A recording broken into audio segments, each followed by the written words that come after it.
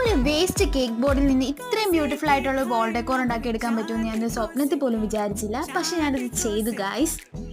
ഇതിനായിട്ട് എൻ്റെ കയ്യിലുണ്ടായിരുന്ന പഴയ ഒരു കേക്ക് ബോർഡ് എടുത്തിട്ടുണ്ട്. ഫുൾ വൈറ്റ് പെയിൻറ്റ് അടിച്ചെടുത്തിട്ടുണ്ട്. അതിൻ്റെ സെൻറ്ററിലായിട്ട് ബ്ലൂ ആണ് കൊടുത്തിരിക്കുന്നത്, ജസ്റ്റ് ഒന്ന് ഹൈലൈറ്റ് ചെയ്തിരിക്കാൻ വേണ്ടി.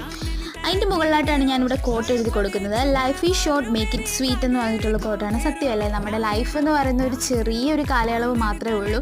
അത് എത്രത്തോളം മധുരമുള്ളതാക്കാൻ പറ്റുന്നു അത്രത്തോളം നമുക്ക് മധുരമുള്ളതാക്കി തീർക്കാനായിട്ട് പറ്റും.